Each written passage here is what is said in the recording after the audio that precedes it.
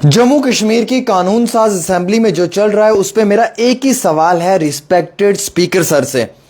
अब्दुल रहीम राठर साहब, क्या आप मेरे सवाल का जवाब दे पाएंगे? अगर तमिलनाडु में 6% मुसलमान हैं और वहां पे बिल पास हो सकता है, वक्फ के खिलाफ रेजोल्यूशन ऑन टेबल हो सकता है असेंबली में, तो Jammu Kashmir Muslim majority union territory है, अब तो स्टेट नहीं रही, अब यूनियन टेरिटरी, इसमें क्यों नहीं हो सकता है? आप कहते हैं ये मैटर सब जुडिशियस है और आपने कई सारे जो है वो सेक्शंस का हवाला दिया कि इन सेक्शंस की बुनियाद पे जो है वो हम इंटरवीन नहीं कर सकते हैं। तो आप मुझे बताएं 370 क्या है? 370 भी सब जुडिशियस है या नहीं है? ये जम्मू कश्मीर के लोग जवाब देंगे। जनाब बिल्कुल सुप्रीम कोर्ट में है, सब जुडिशियस है ये मैटर भी। फिर आप लोगों ने असेंबली में कैसे रेजोल्यूशन पास किया 370 पे? स्पेशल स्टेटस उस रेजोल्यूशन का नाम था। या तो ये झूठ था कि वो 370 का स्पेशल स्टेटस था, वो आपने लोगों को बेवकूफ़ बनाया, या वो सच था जो आपने पेश किया है और आज आप लोगों को बेवकूफ़ बना रहे हैं। इम्पॉर्टेंट यह है कि जब असेंबली के अंदर रिस्पेक्टेड सीएम साहब होंगे तो शायद उनके होने से असेंबली में और भी चार चांद लगेगा। लेकिन अफसोस की बात यह है कि रिस्पेक्टेड सीएम साहब जो हैं वो असेंबली में नज़र नहीं आते हैं, इस तरीके की बात करते हुए नज़र नहीं आते हैं जिस बात से ये महसूस हो कि उन्हें जम्मू कश्मीर के लोगों की परवाह है, जम्मू कश्मीर के लोगों का दर्द है। देखिए जनाब, वक्फ तरमीमी बिल के ऊपर तमिलनाडु जैसी रियासत जो है अगर वो रेजोल्यूशन पास कर सकती है तो मुसलमानों के साथ ये फुल मेजॉरिटी मुस्लिम स्टेट क्यों नहीं जम्मू कश्मीर पास कर सकती? आप कह रहे हैं कि जनाब हमने ये बिल्कुल इस पे जो है वो कोई बात नहीं करनी है। आपके लीडर आपके खिलाफ लड़ रहे हैं, मुझे समझ नहीं आ रही है। नेशनल कॉन्फ्रेंस के लीडर जो हैं वो अब्दुल रहीम राठर साहब के खिलाफ असेंबली में जो है वो एक किस्म का प्रोटेस्ट कर रहे हैं जिस पे उन्हें मार्शल आउट किया जा रहा है। नो कॉन्फिडेंस मोशन अगर पेश किया जाए तो उसका साथ देना चाहिए उन सभी एमएलएज को जो इस वक्त ये मानते हैं कि वक्फ पे डिस्कशन होनी चाहिए। 60 एमएलएज एक तरफ हैं जो चाहते हैं कि वक्फ पे डिस्कशन होनी चाहिए, 60 एमएलए कम हो पेश, फुल मेजॉरिटी के साथ रेजोल्यूशन पास हो सकता है, ऑन टेबल हो सकता है, लेकिन नहीं किया जा रहा है।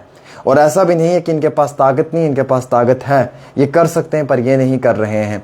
5 नेताओं ने आज जो नो कॉन्फिडेंस मोशन को जो है वो एक ख़त लिखकर पेश किया है कि स्पीकर साहब को रिमूव किया जाए और कुछ समय के लिए जो है वो दूसरे स्पीकर को लाया जाए ताकि कम हो पेश ये रेजोल्यूशन पास हो। ये मेरी बात नहीं है, ये उन सभी लोगों की बात है जो लोग इस वक्त इस बात को सुन रहे हैं।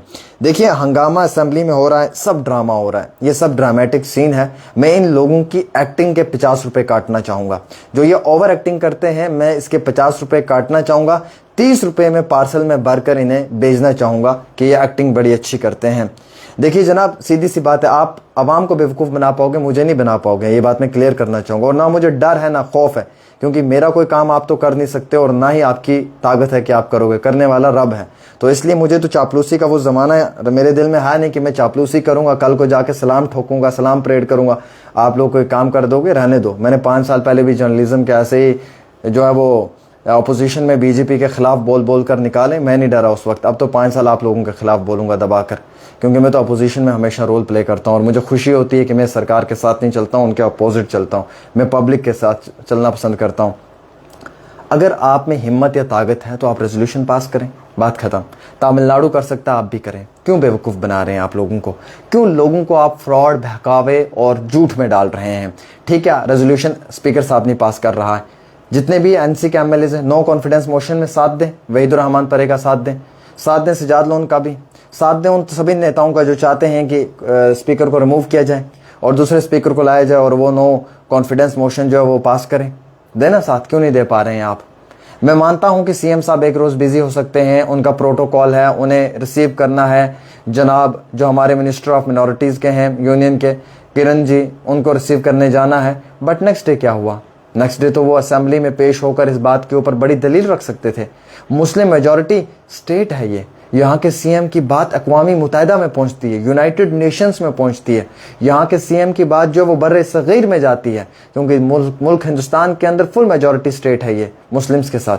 तो आपने यहाँ पे भी बात करने से आप घबराहट महसूस कर रहे हैं, आपके अंदर डर और खौफ है। फिर आप मुझे बताएं आप किस बुनियाद के ऊपर जो है वो ये कह रहे हैं कि जनाब ये नहीं हो सकता है, क्यों ड्रामा कर रहे हैं, सब ड्रामा कर रहे हैं, सब ड्रामा, ये ड्रामेटिक सीन है। मुझे अफसोस हुआ आज एक और एमएलए को देखकर, वो एमएलए लड़ाई करने जा रहा है, वो नेशनल कॉन्फ्रेंस और पीडीपी का नहीं है, वो किसी और जमात का है, आप समझ रहे होंगे मैं किसकी बात कर रहा हूँ। वो लड़ाई करने जा रहा है जनाब, उसे लोगों ने एमएलए बनाया हुआ है, वो लड़ाई करने जा रहा है। अफसोस की बात है यार, ऐसा लग रहा है जैसे एक्सीडेंटल एमएलए बन गया है, एक्सीडेंटल एमएलए। मतलब कोई प्रोटोकॉल होता है यार, कोई अदब तहजीब, कोई अखलाक, कोई किरदार भी कोई चीज़ है ना। चिल्लाना तो मुझे भी आता है, मैं भी बहुत चिल्लाता हूँ, आप भी चिल्ला सकते हैं, चिल्लाने में बात नहीं होती, अदब तहजीब अखलाक और किरदार भी कोई चीज़ होती है। हर जगह लड़ाई करना, हर एक के साथ बदतमीज़ी करना, हर एक के साथ जो है वो गाली गलौज करना, क्या साबित करना चाहते हो? क्या लोगों ने वोट देकर गलती कर दी? एक वैसी सिफत इंसान को जो है वो इस तरीके से जो है वो पेश कर दिया कि जो लोगों की रिप्रेजेंटेशन दे। अफसोस की बात है, बड़े दुख की बात है। और दूसरी बात यह है कि वक्फ तरमीमी बिल के ऊपर आप लोग क्या जानते हो? आप तो कुछ जानते नहीं हो। MLAs, respected MLAs, you don't know anything. आपको मालूम ही नहीं है कि क्या है वक्फ तरमीमी बिल, आप लोगों को मालूम ही नहीं है। आप लोग तो जो पॉइंट्स रखना चाहते हो वो रखो ना, कब्रिस्तानों के पॉइंट रखो, मस्जिदों इबादत गाहों के पॉइंट रखो कि वक्फ के तरमीमी बिल के आने से क्या नुकसान होगा। रखें ना आप पॉइंट, जो 40 इसमें अमेंडमेंट्स हुई हैं, जो 40 तरमीमें की गई, पढ़कर सुनाए ना, 5 तो पढ़कर सुनाए, 5 तो पढ़ें कम से कम। आपको पढ़ाई आती नहीं तो पढ़ेंगे कहाँ से 5, कि क्या 5 नुकसानात बड़े हैं इसके।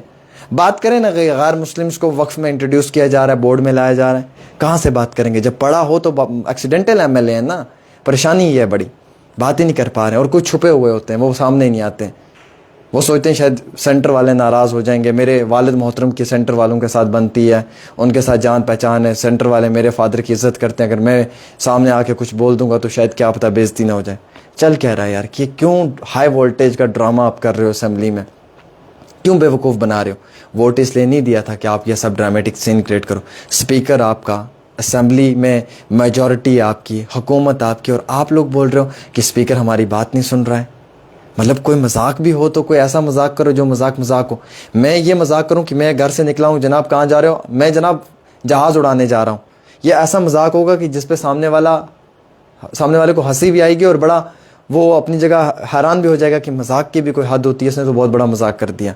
ऐसा मजाक आप कर रहे हो जो मजाक नहीं है, बल्कि जो मजाक लोगों के जज्बात के साथ हो रहा है।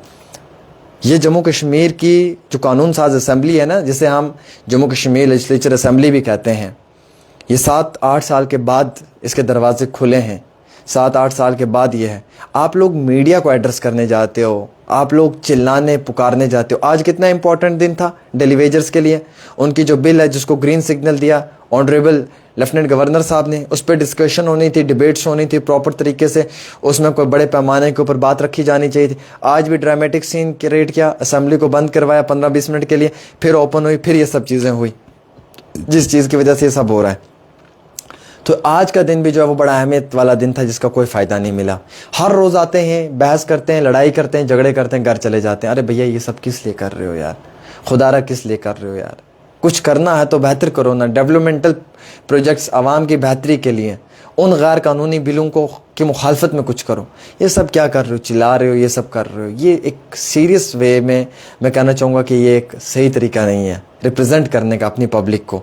और जम्मू कश्मीर की कानून साज असेंबली को सीखना पड़ेगा और सिखाने की बहुत ज़रूरत है। मैं सीनियर नेताओं को कहूँगा कि अपने जूनियर्स को, जो वन टाइम एमएलए बने हैं या जो नए एमएलए बनकर जाएं या जो दूसरी बार एमएलए, इनको सिखाओ तहजीब, इखलाक, किरदार, ये सब चीज़ें बताओ, अदब रसूख इनको सिखाओ। एक छोटी सी रिपोर्ट आमिर के साथ।